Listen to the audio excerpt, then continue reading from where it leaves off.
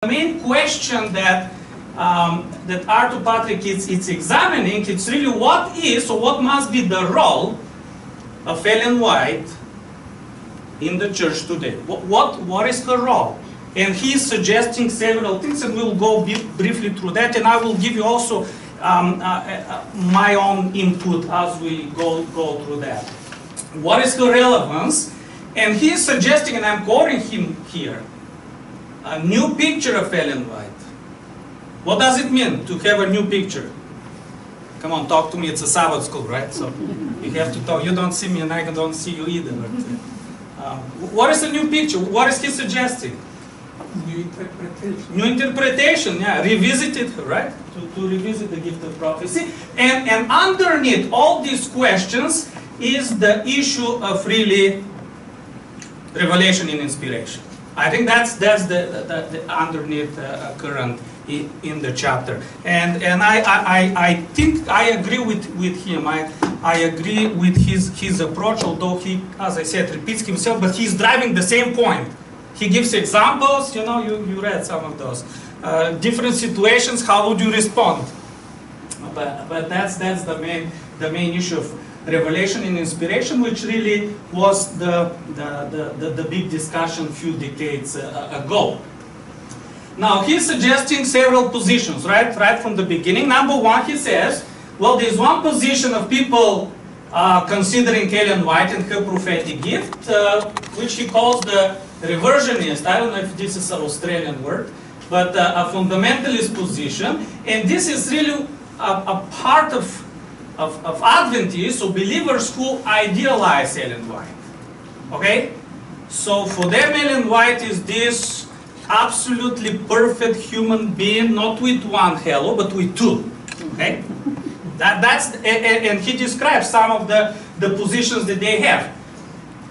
What I call this, and when I teach you, and I say this is the so-called Ellen White said it attitude. Okay? Ellen White said it. You better believe it. Don't think about it. Don't discuss. Don't ask difficult questions. That is the attitude, and I think that the author really shows that. And he talks really that this group of people consider Ellen White writings as a authoritative encyclopedia. So you want to know how many times you have to eat during the day? Well, you ask my grandfather. Twice. Why? Ellen White said so. We have a huge discussion when I want you to have a third meal. See?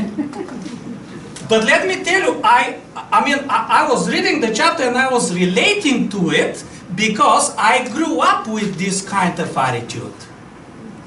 And it took me a lot of time to rethink, you know, to begin to think and use my brain. And you'll see that Ellen White is also saying that, you know, use your brain, use common sense.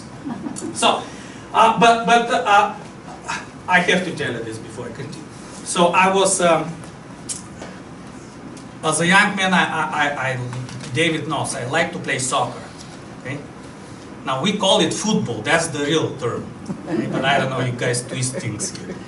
So you call football something that is not a ball, I mean, it's like an egg. But that's another topic. I'll have another presentation about it next time. So, you know, my good father, who is a pastor, said you have to read, you know, messages to young people. And by the way, during communism, we shared the books of Ellen White because we did not have them for free.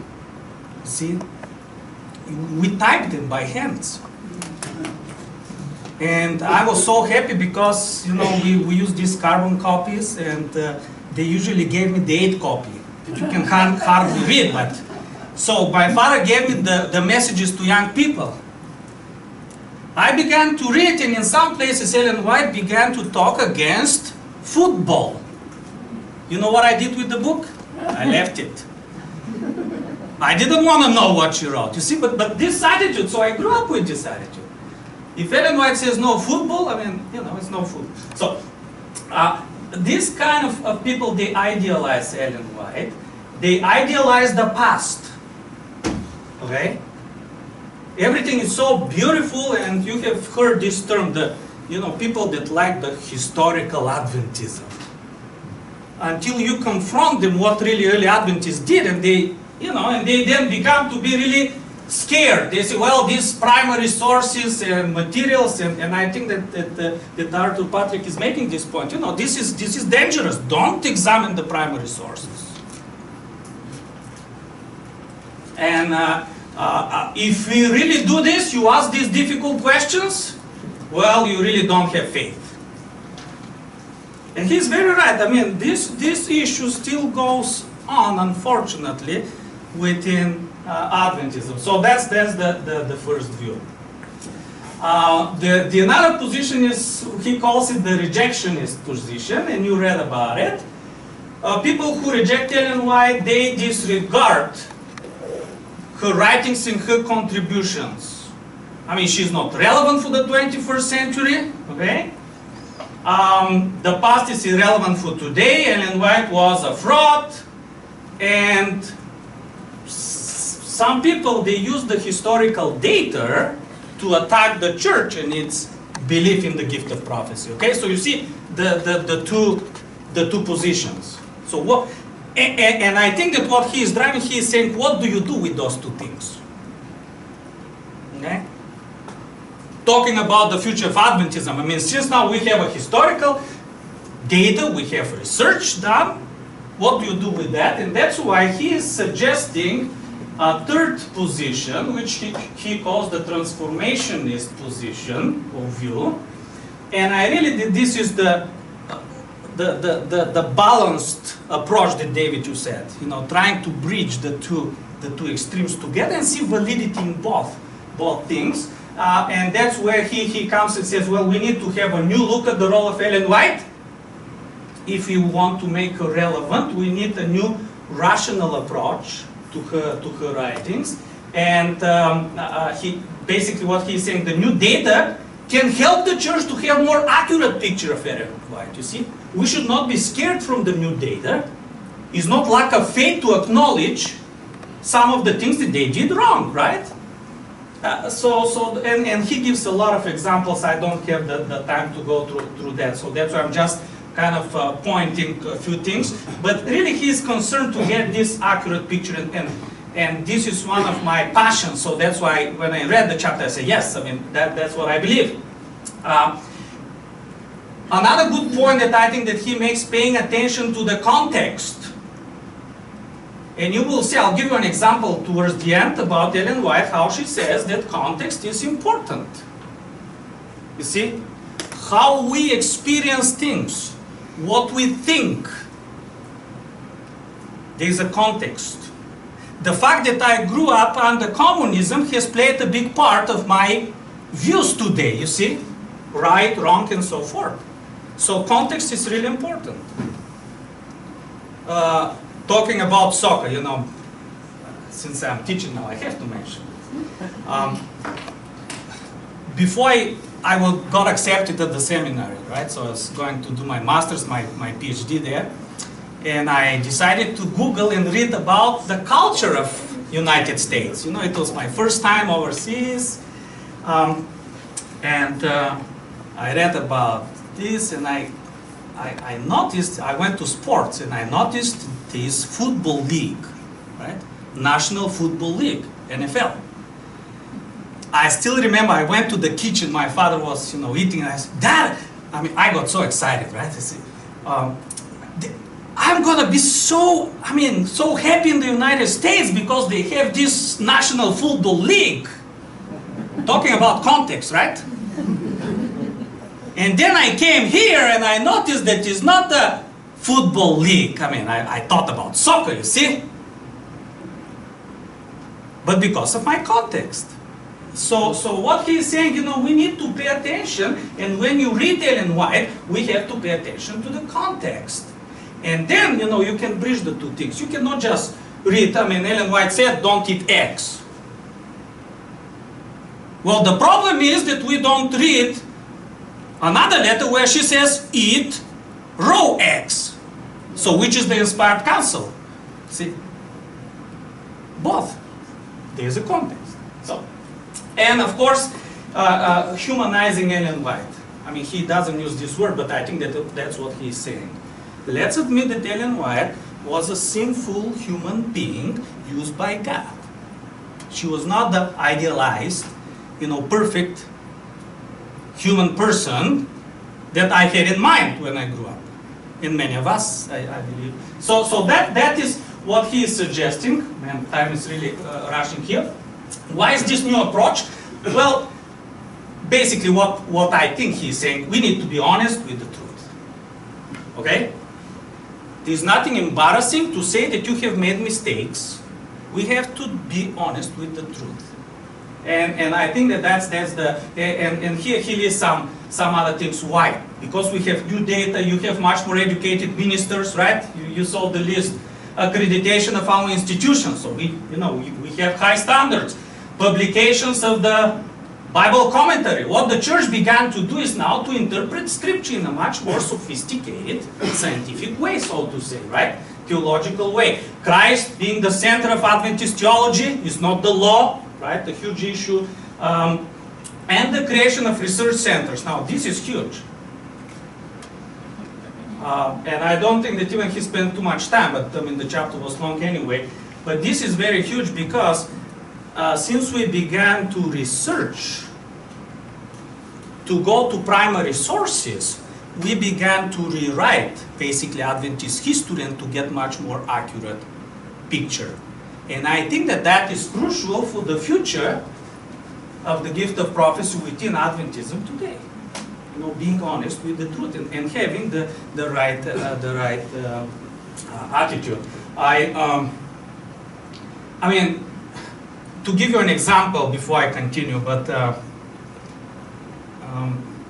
I ask my students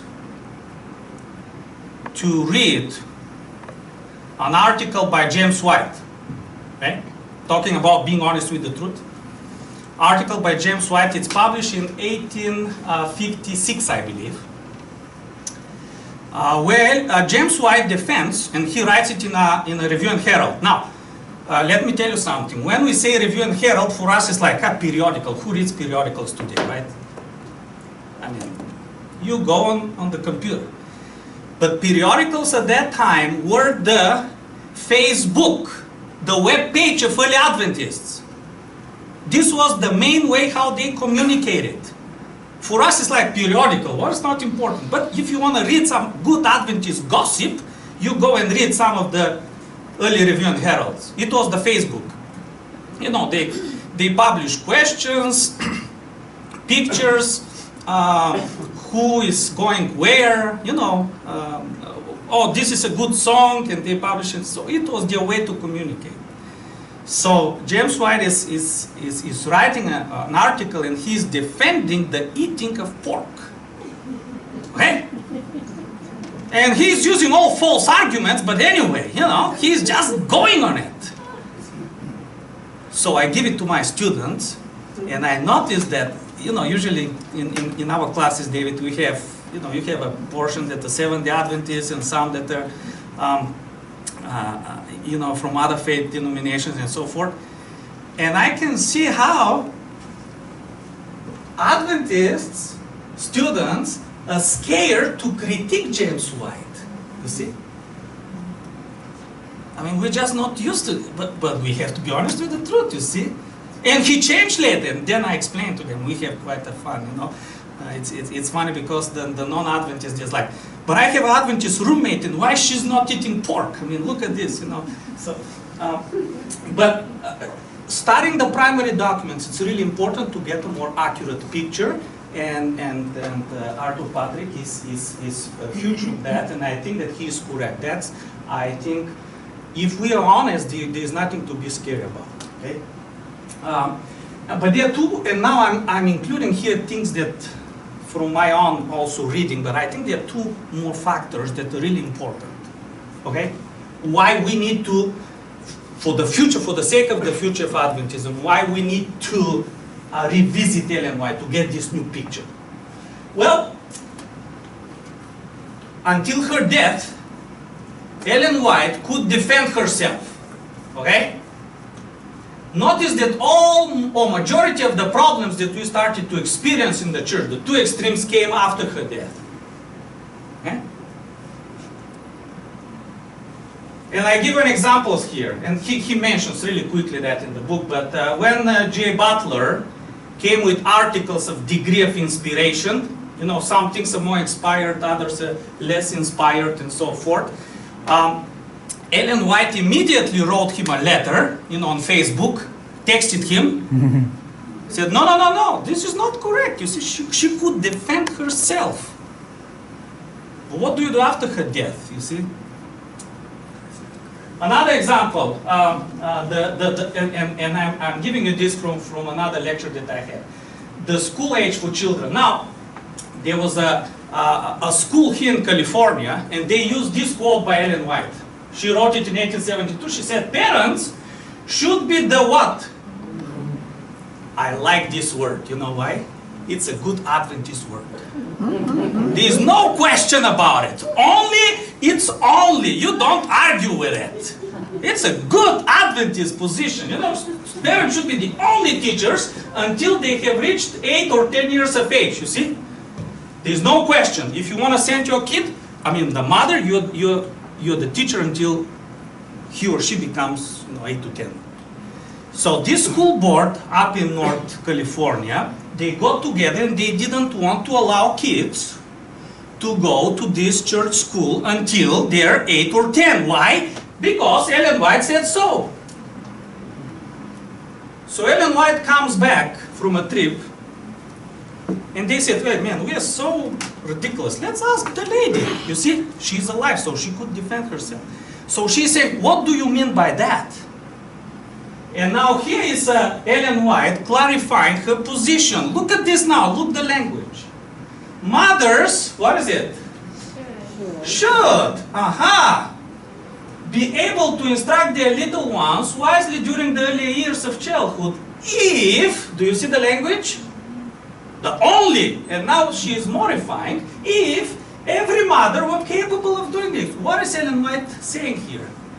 She is realizing that ideally, yes, it's good if mothers spend more time educating their kids, but in practicality, in real life, is not always possible. So she is modifying her position. If every mother were capable and would take time to teach her children the lessons they should learn, then all children, you see? And then she is saying something very profound. God desires us to deal with these problems, how? Sensibly, and look at this. That is how it is, and my mind has been greatly stirred in regards to the idea why Sister White said that, and why Sister White said so and so, and therefore we are going right up to it. God wants us all to have common sense. This is Ellen White. This is not, you know, you see? And he wants to reason from common sense. Circumstances changes the relation. You see, Ellen White was able to defend herself, so now she's not alive. What do you do after her death? And that's why I think that he is making a very good point. We need to revisit Ellen White and have a really new picture, new interpretation. And number two, because my time is flying, is this theological, ideological crisis within the Protestant world. It's really between the liberal theology and the fundamentalist theology. You know, since in the beginning of the 20th century, it came mostly from Germany. The liberal theologians, the main issue was the issue of inspiration. And I'm sorry that I'm rushing, but I want to finish, right? But from the very beginning, Seventh-day Adventists supported thought inspiration. What do you mean by thought inspiration? Come on. Tell me. God gave them a thought and they wrote it. Okay, God inspired the thoughts, but he did not dictate the actual words, right? Okay? So even Luke did some investigation, some research. So Adventists from the very beginning, they supported that, and you will see why I'm making this point, because Arthur Patek, it's asking us to go back to the earlier position, because we've gone to two extremes. Ted? Yes. I discussed this last week in my presentation. Okay. And your statement is partially correct. Okay. Ellen White blows both ways on that topic. And secondly is most of the church believed in not thought inspiration, but in verbal inspiration.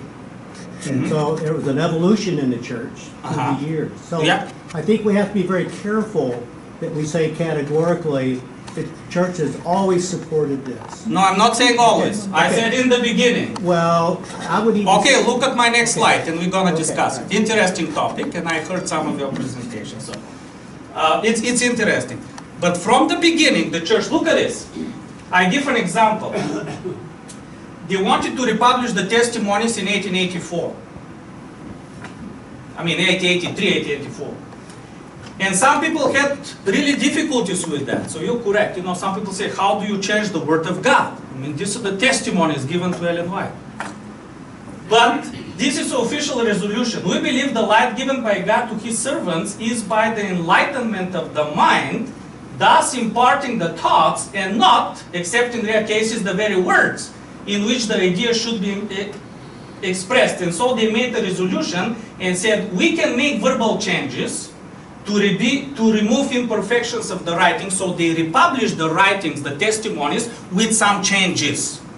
So that's a clear evidence that they did not believe in a officially, I mean, they did not believe in a verbal inspiration. The Bible, this is now Ellen White, 1886, and then we'll go to your question. This is Ellen White in 1886. The Bible is written by inspired men, but it is not God's mode of thoughts and expression. It is that of humanity. The writers of the Bible were God's penmen, not his pen. And then she's giving a different authors, how they had their own style and this and that. It is not the words of the Bible that inspire, but the men that inspire. Inspiration acts not on the man's words or his expressions, but on the man himself. And so forth. But you see, that's also the position of Ellen White. And I think that the best description, if you want to see what Ellen White had in mind towards the end of her life on inspiration, it's in the Great Controversy, the introduction to the 1911 edition of the Great Controversy, where she really describes what is her view. Okay, so I'll skip that just for the sake of. But in general, they believe in thought inspiration. Okay. There was, because of this polarization that I said, during the 1920s, between the liberal theologians and the fundamentalist theologians, the Adventists were kind of put in the middle. Okay? And what do you think? What position do you think the Adventists took? So you have this debate. The liberal theologians, they reject the divine inspiration of the Bible, no miracles, this and that, okay? The fundamentalists, it's a reaction, okay? The fundamentalists, they say, no. We trust the Bible, and the Bible is verbally inspired. Every word is dictated by God. You cannot change it. There's no mistakes in the Bible. What position do you think Adventists took? Come on, you know that. No? No, not really. No? Guess it, come on. Fundamentalist. Fundamentalist, of course. I mean, they couldn't go here. You see, and gradually, now it didn't happen, but gradually, we lost our moderate position. Even the 1919 Bible Conference did not save us. It was a huge meeting where they discussed, what should be the Adventist attitude, because, imagine, this is the context. There's a debate between liberal theology and fundamentalist theology. So gradually they lost, and I missed to bring you a book, but there's a textbook. I have the picture right here. This is a textbook that they used in the colleges. Okay? Published 1926. One of the lessons in the book, it's about inspiration, and they were teaching, I'm talking about Seventh-day Adventist colleges, they were teaching verbal inspiration and inerrancy. So this is huge, and he mentions it in the book. But does not, I'm expanding a little bit there. And so now you see why, after 30, 40, 50 years, we are coming to 1970s and 1980s, and he has a whole section on it. Why because of this, this balance, we went to the more fundamentalist position. Why, when the new data, when the new discoveries came, there was a problem in Adventism? Now you see the context. So the question reappears, but there is a whole context, there is a whole history there. And as I told you, I grew up with this attitude, fundamentally. Ellen White said it, so you believe it. She says we should not play chess. Can we play Monopoly? Well, there's no quotation, so we're fine, right? Although you spend much more time playing Monopoly. But you see why we need to revisit them? So this question reappears in the new critical studies, and I give you the most famous ones. But if you read those writings, and by the way, they are very helpful, because the critics helped us to move to the position that the author expressed, the transformationist, the balanced position. So the critics really helped us. I wrote a whole article on that. How we often, they're critics. No, they really helped the church. But if you notice, the arguments came from the verbal inspirational perspective. And that's why they are critical on the gift of prophecy, because we've claimed for so many years, well, it's verbally inspired. There's no mistakes in Ellen White. And so we need to go back to there's new research, for searching for the balance again, and we're really going back to the initial understanding of Ellen White. See? So the 1970s, 1980s, I mean, this new research, new data really helped us to go back to the original, more balanced position on Ellen White and her prophetic gift. And I'll show you, I mean, he gives examples here, the list. Now, I don't know, he didn't mention George Knight, but I think that George Knight, Alden Thompson, I mean, they're important also figures to help us to get more better, correct understanding of inspiration. But this critical data helped us to go back to the original position. And he's making something very, very... Now, I didn't mention this thing, well, it disappeared here, but this did not come really easy. Okay? And there was a lot of turmoil in Australia and here and so forth. I mean, I didn't live through that because I was living under communism. I didn't know about those things. So for me, this is foreign. I don't know it. I read about it, but you have experienced it. Many of you have experienced that. So it did not come easy. And he's right, I'm quoting here. The history of this period demonstrates our slowness as a church to create a coherent alternative to the traditional picture of Ellen White. Ellen White said it so, right? Thus we have prolonged the problems associated with the great bereavement. There was an urgent need to provide sensitive pastoral support to ministers, teachers, and other members. For those of us who led the church to provide this, we needed to quickly grasp the implications of the evidence and give constructive leadership to the discovery and adoption of viable new patterns of thought. The lapse of time allowed the already mentioned extreme responses to flourish: reversion and alienation or rejection. And I think now that one of the documents, and I gave you a copy of this, is this document, the 10 affirmations and 10 denials. Why? I think that that's a very significant thing, because it came officially from the church, but the church was kind of I mean, we are very slow. Even the White Estate, it's very slow, to move. But that's the nature of any denomination. But that's official document of what we officially kind of believe, and you will see on some of the points, we'll go to some of the points, that we really went back to the initial understanding. For example, if you go to the formation. Ted, if we're going to work off the papers, could we turn the lights on? Yeah, absolutely.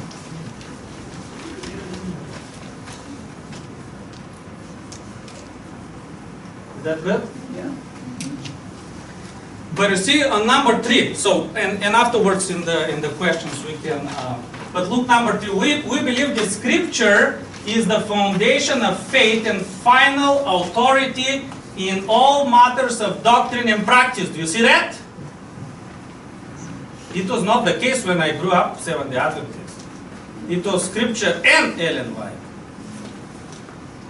Okay? So, and then, I mean, we may not agree with everything, but they're just, I'm highlighting here. This is the denials, okay? We do not believe that the writings of Ellen White serve the same purpose as does the Scripture. Oh, this is huge. We can spend a whole Sabbath school lesson on that. Okay? Because Ellen White has a totally different role than we as a church have made her to. Yeah, you know. We do not believe that the writings of Ellen White may be used as a basis of doctrine. Oh, how many times you have heard people say, well, but Sister White says so. And I'm going to give you an example right now and I'm finishing, okay?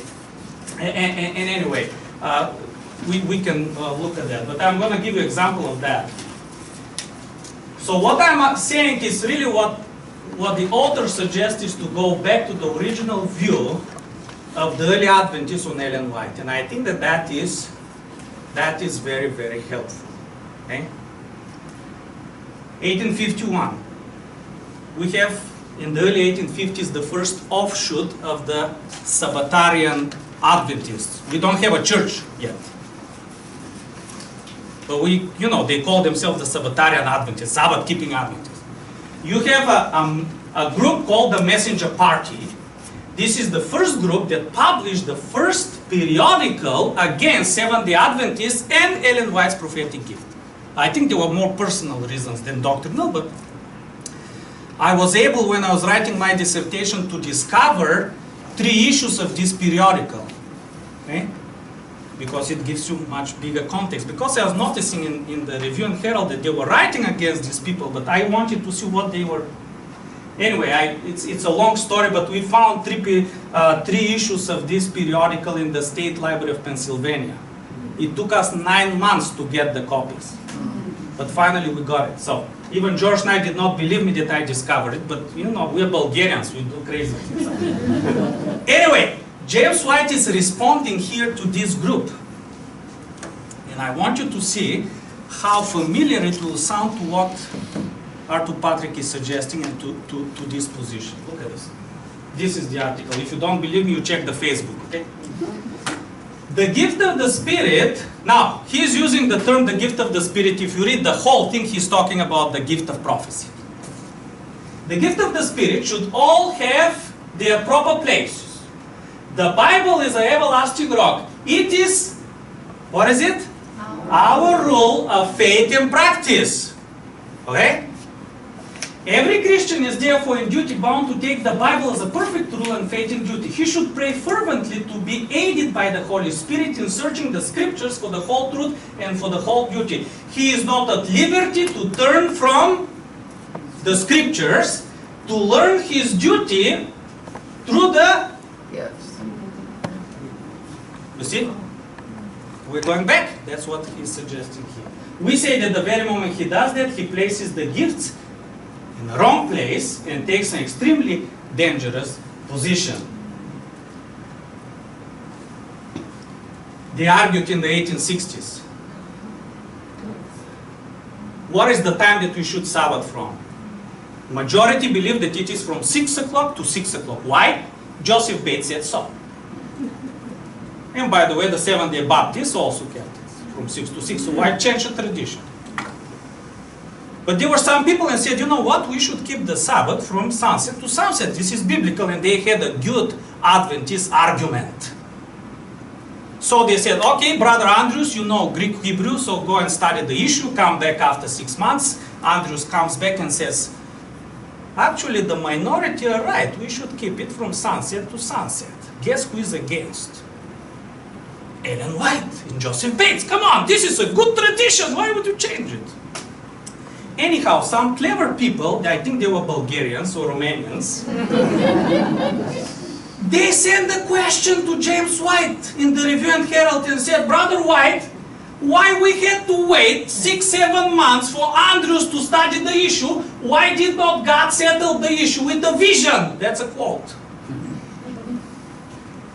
told you, they're Bulgarians, you know, clever people. And he is responding, it does not appear to be the desire of the Lord to teach his people by the gifts of the Spirit on the Bible questions until his servants have diligently searched his word. The sacred scriptures are given to us as a rule of faith and duty, and we are commanded to search them. Let the gifts have their proper place. God has never set them in the very front and commanded us to look to them to lead us in the path of truth. Okay, so he has a different role. And the way to heaven, his word, he has magnified the scriptures of the Old and New Testament and man's lamp to light up his path to the kingdom. Follow that. So what is basically he saying? Well, Ellen White can be relevant, but we need to, you know, to revisit, and we are going back basically to the original position. This is just some summaries, but the things that we talk about, the thought inspiration, the gift is not equal to the Bible. I mean, the early Adventists were very clear about this. As early as, we were still not an official church. But of course, we've gone through the humanity of Ellen White, and her role, and so forth. Okay, I will stop here. I had some helpful information, but I think that I overtook my time. So let's have a few questions. Well, let's go now to the issue. No. What I'm saying is, W.W. Prescott emphasized, because of Gosson, the French-Swiss theologian at Battle Creek College, verbal inspiration. S.N. Haskell advocated verbal inspiration. Majority of the pastors in the early Seventh-day Adventist Church advocated verbal inspiration. Which even though years? the official position was otherwise. And I think that really led up to the issues in the early 20th century with one group, Daniels, Spicer, were talking more about, the thought issues, but a whole group of the church was advocating a much more rigid view, and they prevailed in 1922. And that's where we ended up with a lot of this in the 30s. Yeah. So I think it's an oversimplification to say that the early Adventist church believed in thought inspiration, because I don't think the facts bear that out. Well, I think... I know what the official position is, but Dr. Kubo would say otherwise. Yeah, I would argue that the majority did, there may be exceptions, I'm not arguing about that, but majority really supported thought inspiration. I have not found evidences to think otherwise. I agree that as we begin to enter into the 20th century, and with all these the liberal and fundamentalist issues, that more and more people begin to go into that. Ellen White writes, this is the QED argument. Yeah. We'll quote Ellen White, we're done. That settles it. But she says, the scribes of God wrote as they were dictated by the Holy Spirit, having no control of the work themselves. That's in volume 9 of the Testament. Yeah, I know, but you read the whole article, and it's really arguable, because you should not make theology out of one passage. Well, I understand that. Yeah. I'm just saying that. But I think what we run into problem again here is there are competing sides in the early Adventist church. And to categorically say one position, I think it oversimplifies the issue. Okay. Well, just going back to Ellen White, I think that many people have used this statement of volume 9 to say, well, maybe she supported verbal inspiration. I don't think that we have enough evidences for that. If we compile everything that she wrote on the topic, right? It's more or less, it can be interpreted both ways. Okay. That it dictated, in a way, it provided guidance. But if you gather all the information, I don't know. I have difficulties to say, well, Ellen White supported that. I personally have difficulties with that. If we gather all what we should do, if we want to see what is her view on inspiration. I have difficulties to agree that she supported verbal inspiration. I'm parroting Dr. Kubo's argument of last week. It makes a very strong... It's a great chapter in Revelation Inspiration in here. I think, I think that's one of the big issues that we have with Ellen White. She'll say something over here, and then she'll say something over here, and then she'll say something here, and when I get done, I don't know what she believes. So. Yeah.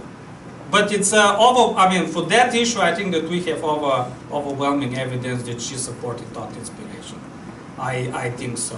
Well, and of course, we don't know, because many of the things that we read, especially in the testimonies, are written to particular people with issues and so forth. So it's complicated, but I agree.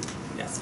Well, can't we assume that, as with all of us, that she matured and grew in her thinking and her spiritual, that where she said what she thought when at one point, in a young point in her life, that with life experience and a growth in her spiritual, that things were a little bit different in her later writings? I mean, take the Old Testament and the New Testament, and you say, well, how can that be the same God? And you have to look at it within context. And I think to take statements at one time and say that she disagreed, well, her statements may be different, but again, looking at the context and where she was and her growth in spiritual, I think that that's just human. I think that humanizes her. Yeah, you're absolutely right, and we have evidences that she grew and changed on many positions. Yeah.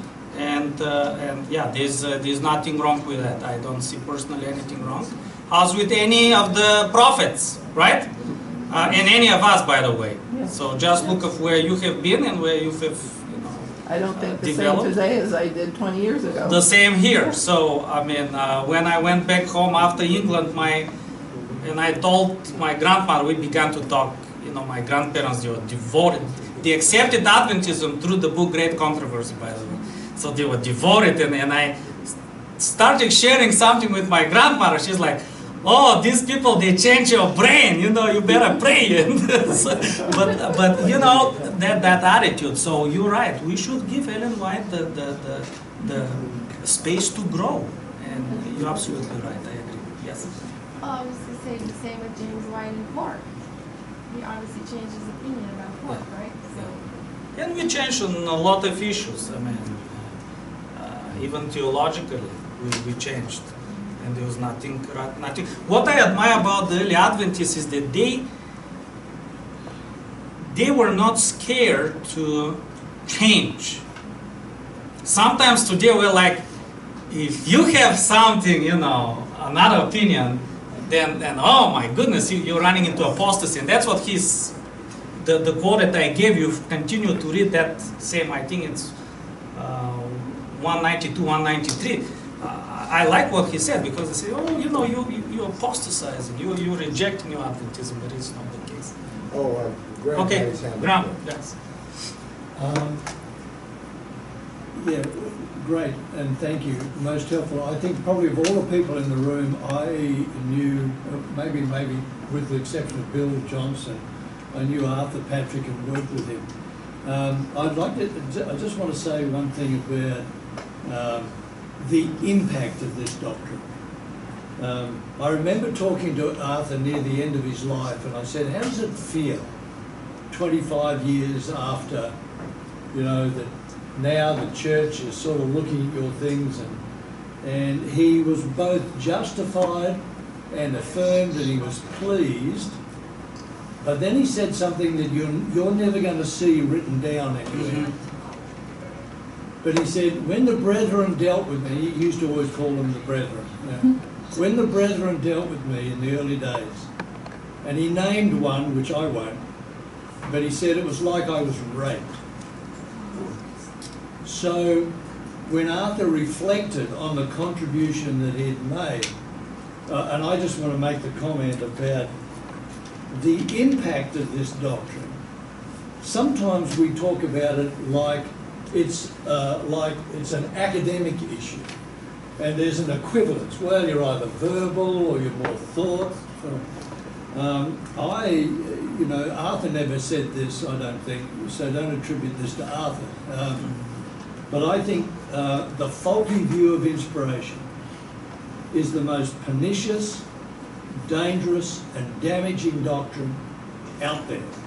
And I think the fact that we treat it as an academic equivalence is damning to us, because a verbal inspirationist view, if not causal, at least it correlates with things like an authoritative view, fundamentalism, and then it's not a half step away from intolerance, anti-intellectualism, anti-science, racism, bigotry, us versus them. And I, you know, as I've thought about it over the years, I don't know whether I've matured or I've apostatized, so you can judge all that. But the fact that we sort of play around with this as an it's a sociological doctrine. It's a worldview formation thing, which is leading us nowhere but downhill. And you know, sometimes in my darker moments, I think about, you know, if there really is a judgment, like we preach, there's going to be a lot of Adventist leaders and theologians who've got an answer in that judgment for the lives they destroyed and the hundreds, maybe thousands of people that abandoned God because of this doctrine. This is not an academic issue. This is a profound worldview issue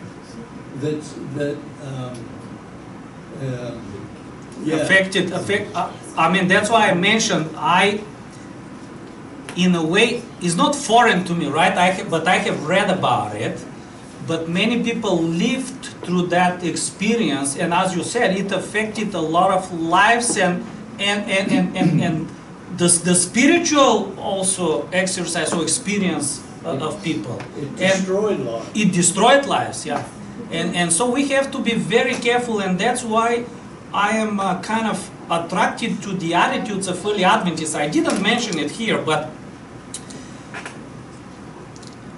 you know, I studied what was Ellen White's own attitude towards her prophetic gift. And you have to see how tolerant she was with people. By the way, one of the things here is that the prophetic gift, let me see, what is it?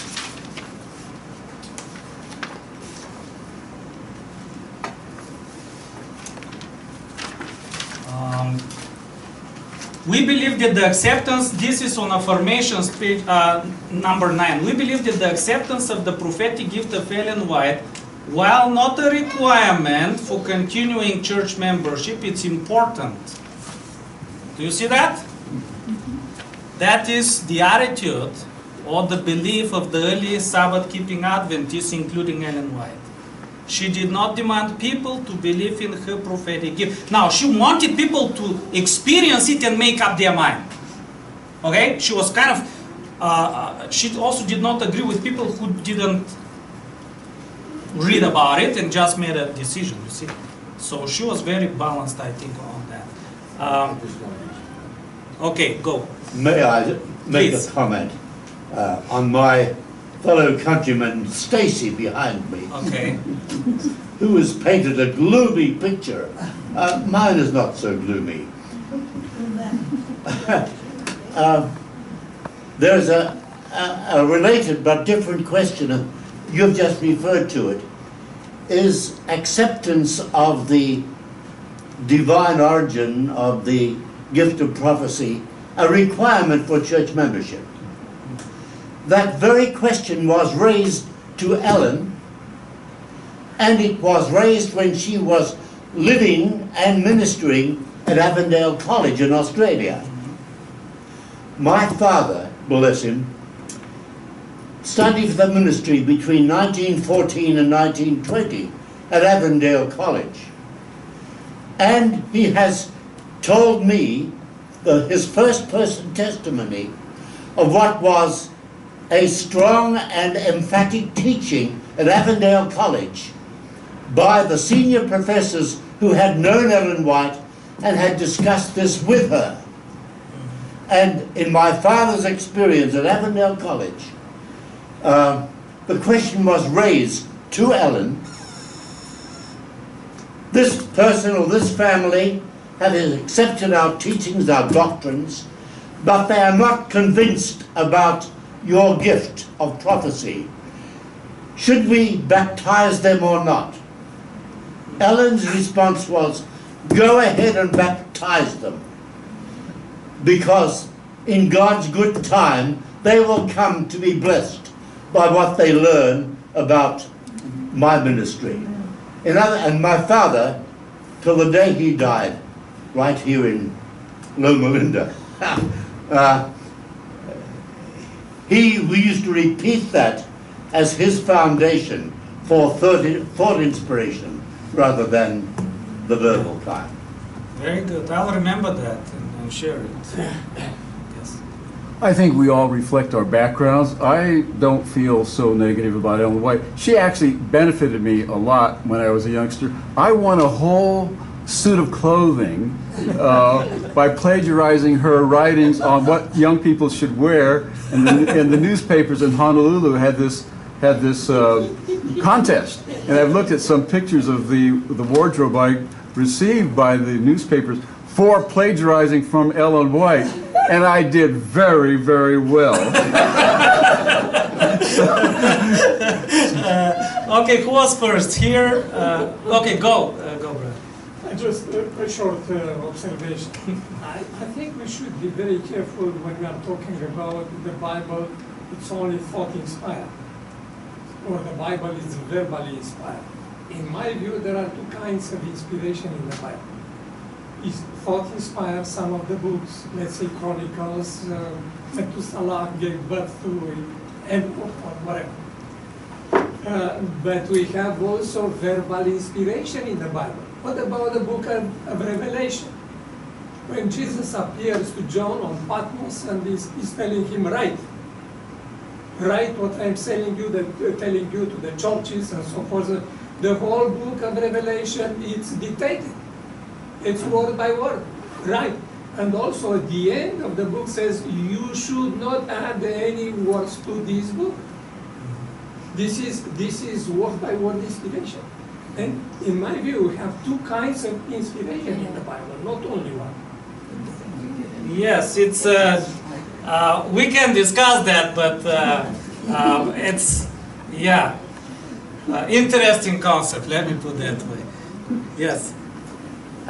One of the topics that Patrick brings up that you have only perhaps just touched on is how do we bring Ellen White into the lives of young people who are not the least bit interested in knowing about her.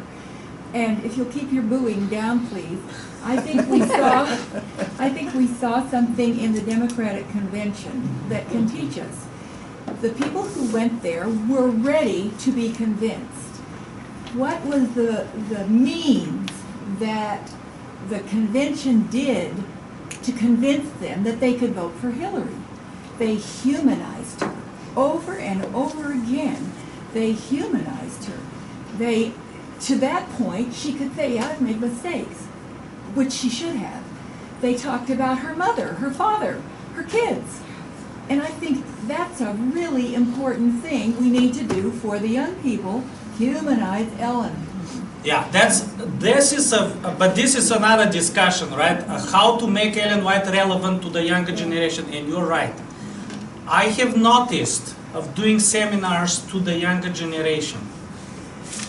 They care not about our affirmations and denials, or about the issue of inspiration. For them, this is, now, for me it's a huge issue, right? And for many of us, because we live through it. They don't ask these questions. Honestly. But they want something real. Yes, but they want something real. So once you present Ellen White as a mother, for example, you know, how she dealt with her kids, and there's so many funny stories. They relate to that. They don't have a problem when you tell them that Ellen White received visions. Now, tell it to me, Bulgarian, you know, Greek-minded. Come on, visions, you know. They don't have a problem with that. But they like, you know, the human side of Ellen White. What it means to me. So they're asking you absolutely correct, totally different questions. And there's a way of how there's so much that you can present. Tell her today. how she dealt with a grouchy husband, Yeah, you know? I know. There's a whole, I have to listen to some of my sermons on that. You had a question. I just have a question regarding making her writings more relevant and readable, some of the writings. We do that with the Bible. If we don't believe in verbal inspiration, why don't some people come up with paraphrases? I mean, we have Eugene Peterson's The Message Bible. It may not be true precisely to the original, but it conveys the message, and some people resonate with that. Why don't we write some paraphrases of some of our writings? We read messages to young people today, and it does not, it can't connect with it. Is that something that we this is one of the decisions that the White State has made, and in fact there are some adaptations of the book Steps to Christ and Desire of Ages that are publishing now in, I think in Portuguese or Spanish, one of those, that the language is changing in order to appeal to the younger. So this is but it takes a lot of time, let me tell you. It's not as simple just to do it, but hopefully it is something that the church will do, because I agree that is needed. I just wanted to tell a little bit of a personal story. Most of you know that Ron Numbers and Roy Branson were first cousins, and the tales of their childhood reflect the sort of polarization that we're talking about. Ron's mother and Roy's I'm sorry, Donna, father. could you speak up a little more, please? Oh, you can't? Oh, okay. I was just going to tell a very short personal story. Most of you know that Roy Branson and Ron Numbers were first cousins. Ron's mother and Roy's father were brother and sister. But Ron's mother married a very strict, someone we would think of as the absolute verbal inspiration, very precise, very rigid Adventist pastor. And they, like Roy's family, became missionaries in the Middle East. Roy's mother came from a different strand than his father as well, and they were much more like Elder W.H. Branson, the grandfather, who was a more liberal Adventist General Conference president. And so these two boys, who were fairly close in age, grew up in very different families. And one of the sad things, I think, and maybe it reflects one of the bad things that happened, is that Ron reacted so much against the rigidity with which he had been raised that he left the church. And Roy, who was brought up in a more tolerant, liberal version of Adventism, was able to stay and was very loyal and was able to be here. Ron Numbers, I occasionally get a note from him, I'm still fighting that battle. Somewhere he will never really escape this very sad, in my mind, very sad background. So I think that's one of the side effects. It's not just that people get kicked out, but that they walk out because of Absolutely. And as Graham said, it affected lives. Okay, I think that our time is up. Let me just mention something at the end. I don't know if you've heard, but this is the annotated letters and manuscripts that the White State began to publish last year. This is the first volume, but it gives you a background. Since we're talking about the context, it gives you the background of the letters and the manuscripts, to whom Ellen White wrote, what was the issue, why she said what she said. So this is something that you may find helpful. Ted, would you lead us in the benediction? Absolutely. Okay, let's have the benediction at the end. The Lord bless you and keep you. The Lord make his face to shine upon you and be gracious to you. The Lord lift up his countenance upon you and give you peace. Amen. God bless you, and hopefully we'll see each other again.